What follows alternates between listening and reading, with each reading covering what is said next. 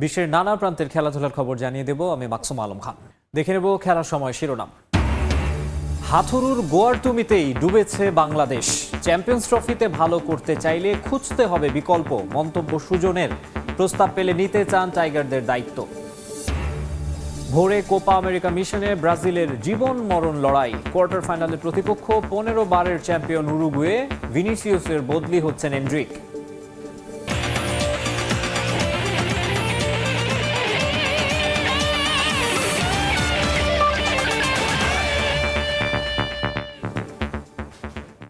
দেখছিলেন শিরোনাম, এবারে বিস্তারিত। শুরুতেই ক্রিকেটের খবর। ক্রিকেটারদের প্রতি নিজের সিদ্ধান্ত চাপিয়ে দেয়া আর জাতীয় দলে একচ্ছত্র আধিপত্য।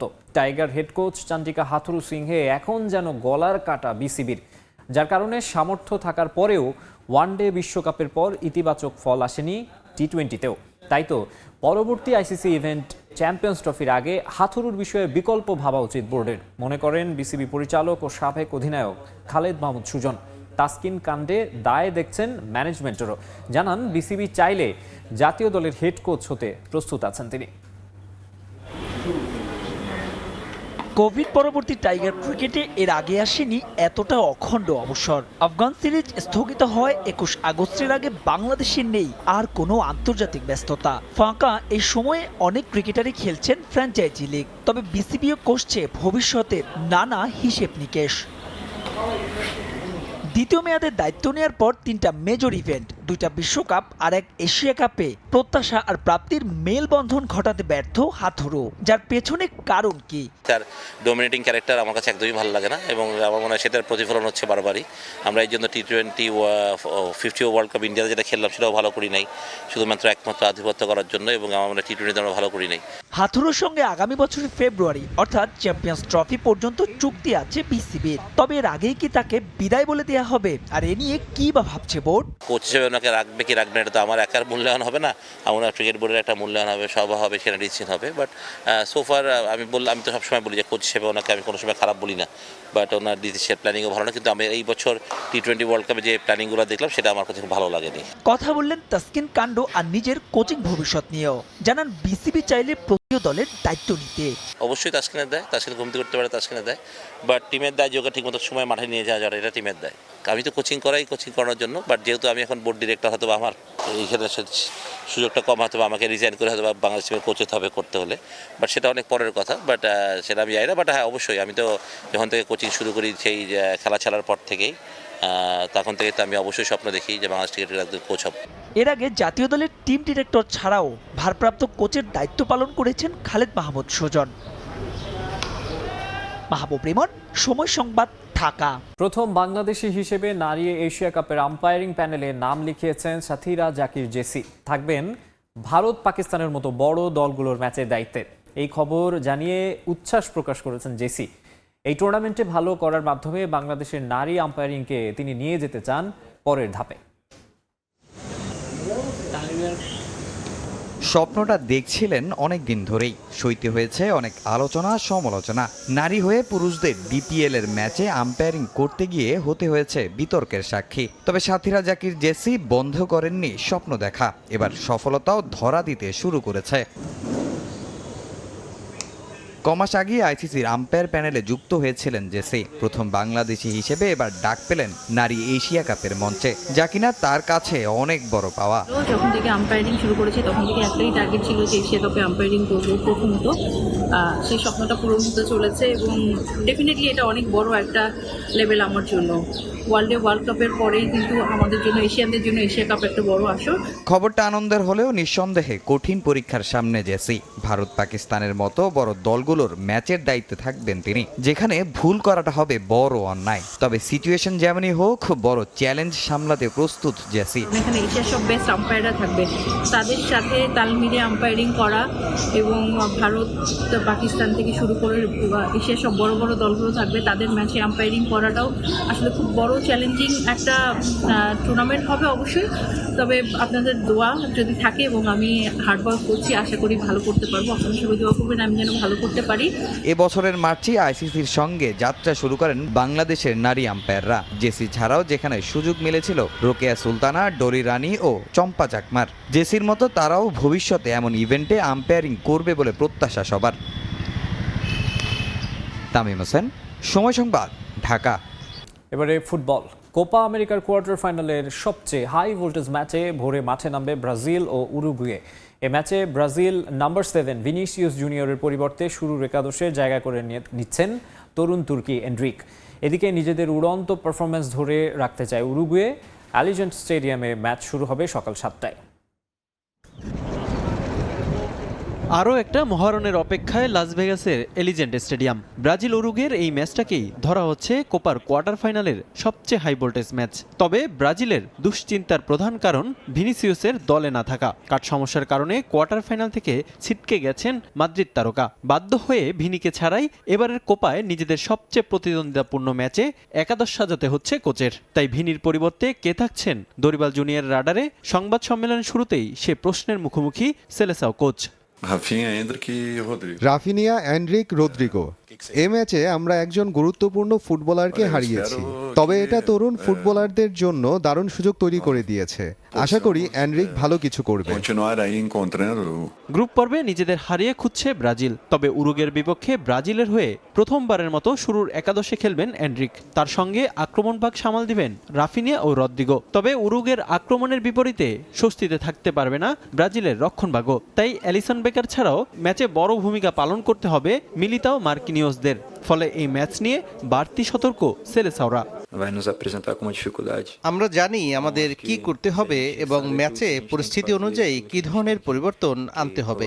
যদি শতভাগ দিতে পারি তাহলে প্রতিপক্ষকে সেটা দেখার প্রয়োজন হবে না। যে কোনো মূল্যে ম্যাচে জয় পেতে হবে।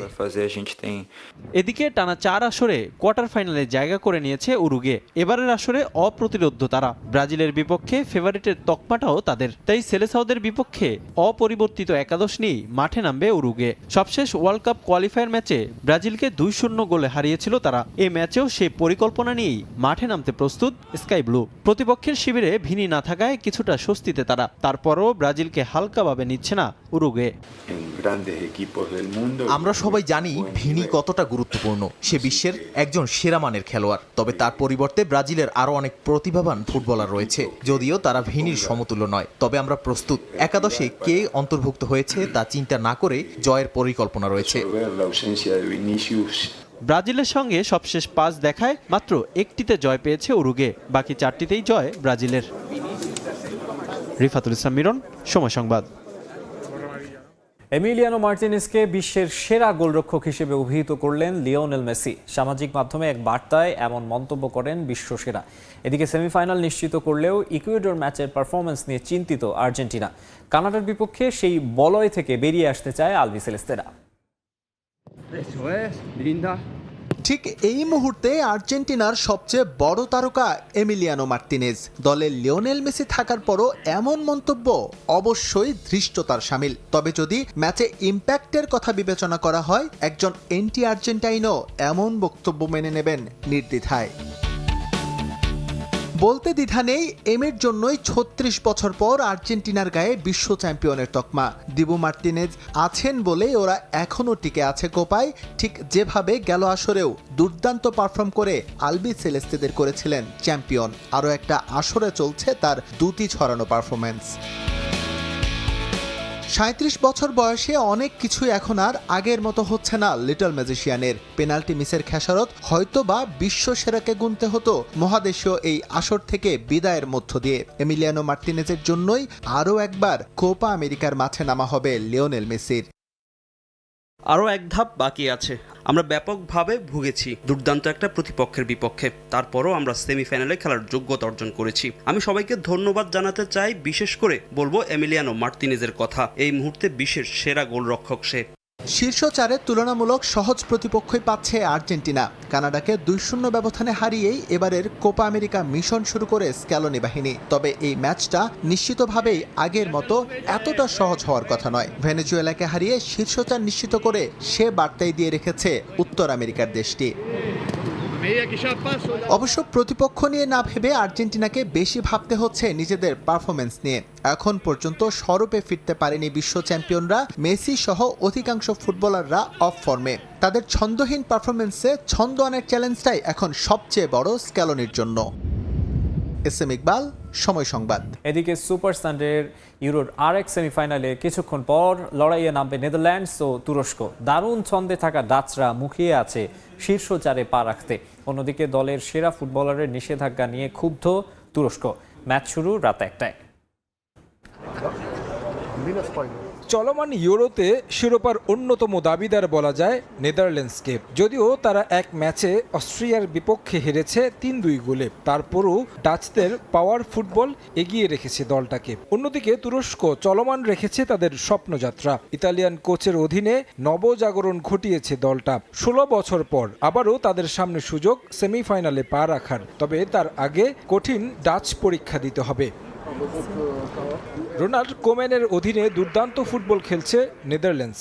এক ঝাঁক তারকা ফুটবলারের সমন্বয়ে গড়া দলটা গ্রুপ পর্বে হারিয়েছে পোল্যান্ডকে, রুখে দিয়েছে 2018 সালের বিশ্ব চ্যাম্পিয়ন ফ্রান্সকে। সুপার 16-এ রোমানিয়াকে উড়িয়ে দিয়েছে 3-0 গোলের ব্যবধানে। অন্যদিকে তুরস্কের এবারের আসরটা বলা যায় নবজাগরণের। এখন পর্যন্ত তারা হারিয়েছে জর্জিয়া, চেক রিপাবলিককে। গ্রুপ পর্বে পর্তুগালের কাছে হারলেও শীর্ষ 16-তে অস্ট্রিয়াকে হারিয়েছে 2-1 গোলের ব্যবধানে, যে দলটার কাছে হেরেছিল নেদারল্যান্ডস।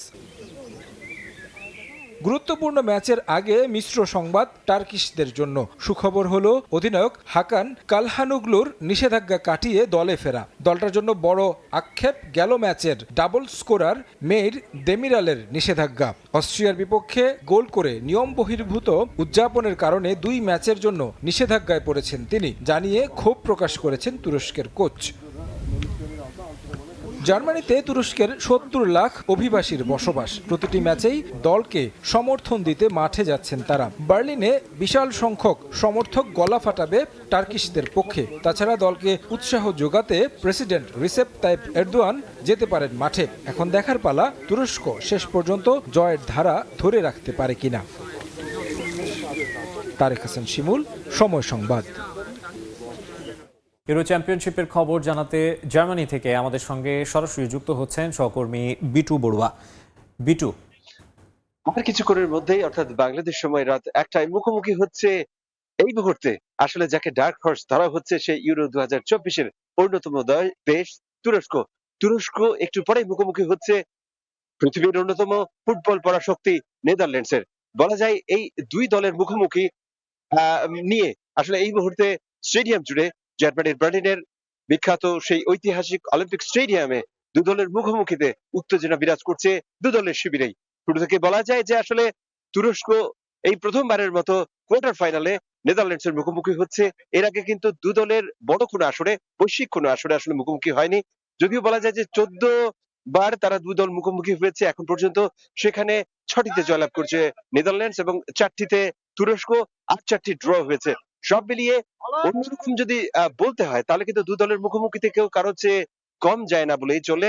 এবং তবে এর মধ্যে তুরস্কের যে খেলোয়াড়রা রয়েছে তারা কিন্তু অনেকটাই শক্তি সামর্থ্যের দিক থেকে বলা যায় যে আসলে এগিয়ে এসছে অনেকখানি। যদিও নেদারল্যান্ডস এর খেলোয়াড়রা আগে থেকেই কিন্তু তারা ঐতিহাসিকভাবেই শক্তি সামর্থ্য এবং মর্যাদা লড়াই সবসময় এগিয়ে গেছে। কোয়ার্টার ফাইনাল, সেমিফাইনাল এবং ফাইনালে যাওয়ারও তাদের অভিজ্ঞতা রয়েছে। তবে তুরস্কের এই মুহূর্তে সবচেয়ে দুঃখজনক যে বিষয়টি সেটি হচ্ছে মেরি ডেমিরাল।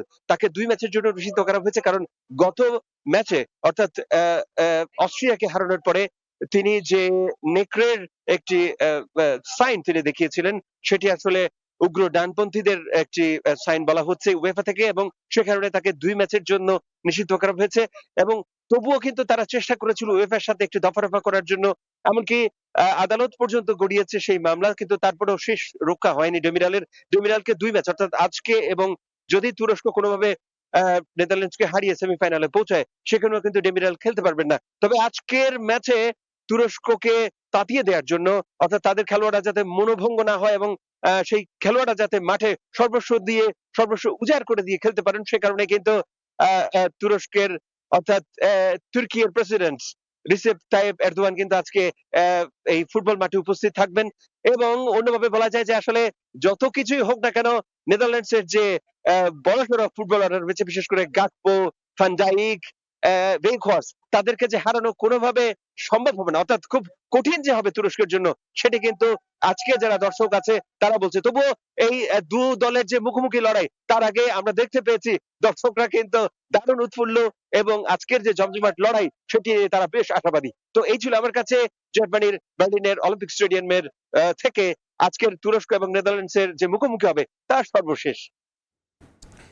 ইউরো চ্যাম্পিয়নশিপের খবর জানাতে জার্মানির বার্লিন থেকে যুক্ত হয়েছিলেন বিটু বড়ুয়া। জাতীয় ক্রীড়া পরিষদের পুরানো ভবন ও দাবা ফেডারেশনে শেষ শ্রদ্ধা জানানো হলো গ্র্যান্ডমাস্টার জিয়াউর রহমানের প্রতি। তার নামাজে জানাজায় অংশ নেন দীর্ঘদিনের সতীর্থ, ক্রীড়া সংশ্লিষ্ট এবং ভক্ত অনুরাগীরা। বাদ জোহর মোহাম্মদপুরের তাজমহল রোডের পারিবারিক কবরস্থানে দাফন করা হয় দাবার জাদুকরকে।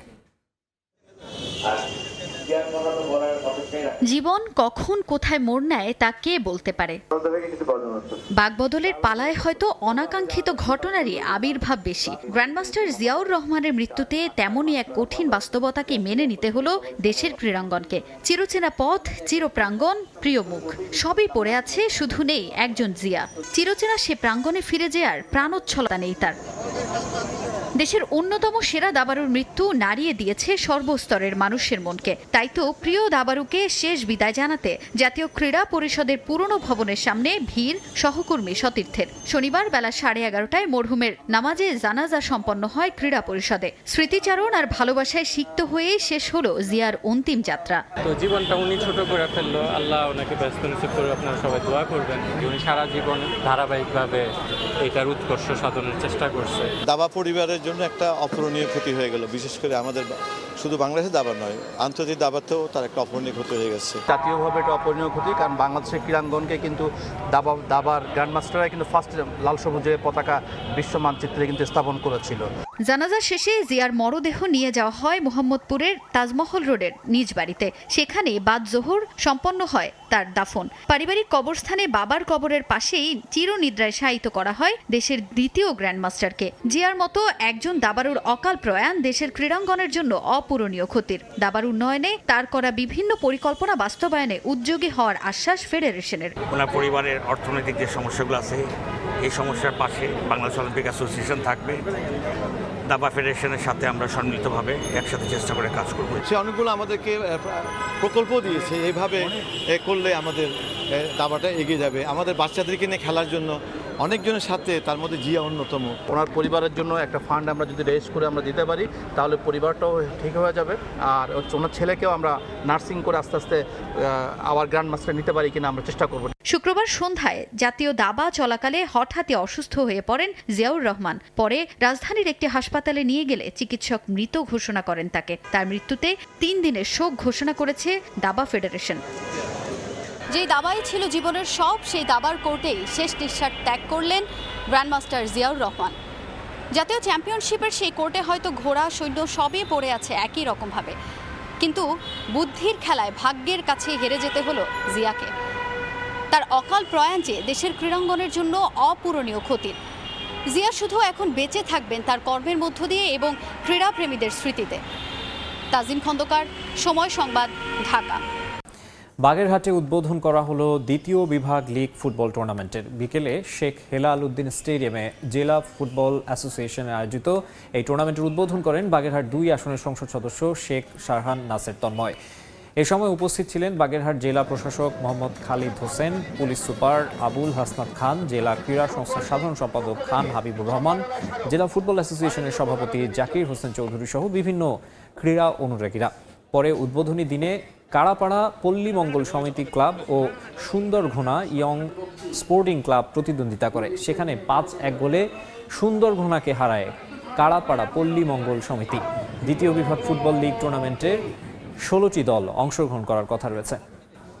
আর অল্প কিছু বিপজ্জনক ডেঞ্জারাস মোমেন্ট থেকে আর তার মক্ষম সময়।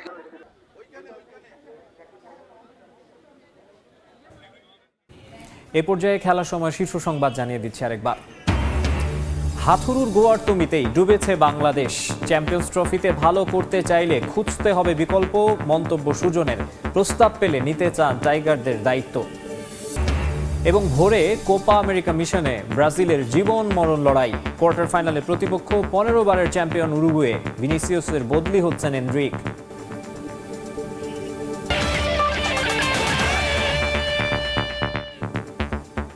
এই ছিল খেলা সময়ের এখনকার আয়োজনে। এরপর প্রবাসী সময়ের সঙ্গে থাকবেন কনক আজাদ। ধন্যবাদ মাকসুম। প্রবাসী সময় নিয়ে ফিরছে কিছুক্ষণ পর, সঙ্গে থাকুন সময়ের।